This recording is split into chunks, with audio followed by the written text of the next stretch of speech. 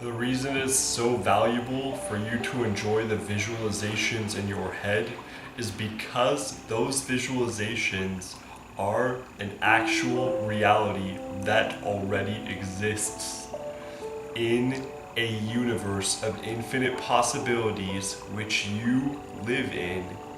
Anything that you imagine actually already exists side by side with you in a place where all realities exist at the same time. That one that you are visualizing is happening also. It is real. It is every bit as real as the reality you call real. It is exactly the same as your current reality, just an option, just a choice, just one possible save file in an infinite computer full of save files to choose from. You have the choice of living that reality. It is so common in your human experience to admonish those who daydream, to slap the wrists of those who are dazing off in class, or to tell you that this beautiful vision you've created, that you've shared with somebody else, it is so common for them to tell you that vision is not as important as what is real already, as your current reality. Those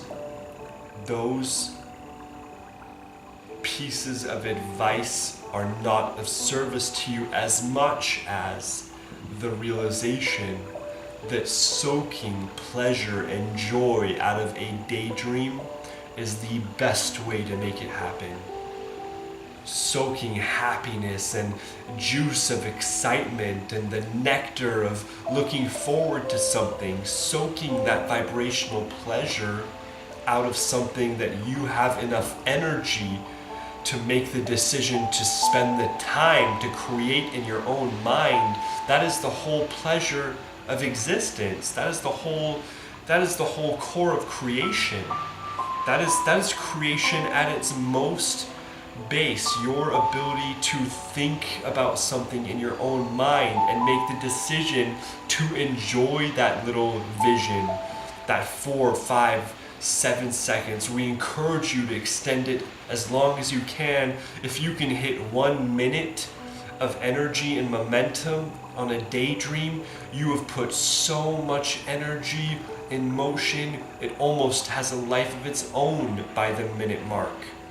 It almost has its own lifeblood and pulse. It almost has its own spirit. You've given it so much energy. It will start to create its own existence if you don't do anything to oppose it from that point. It's a moving, breathing possibility that you have the option of stepping into by making the decision to enjoy. Because when you enjoy it, you have no resistance towards it. Your pleasure overrides your fear.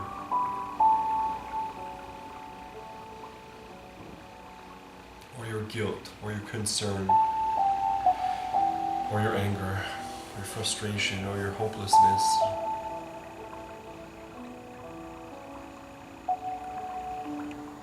Energy really does have life.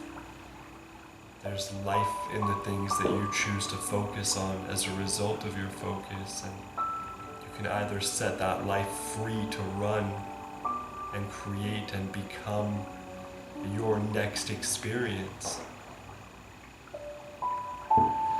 or you can chain it to the floor by thinking that you need to do something that you're not willing to do to get that outcome. That's so common.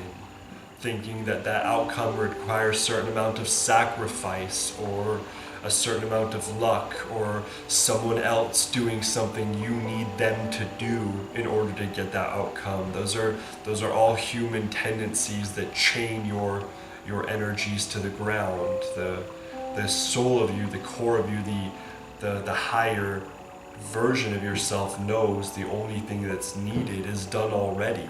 You just have to feel good now, and it will happen. But you can't take score of it.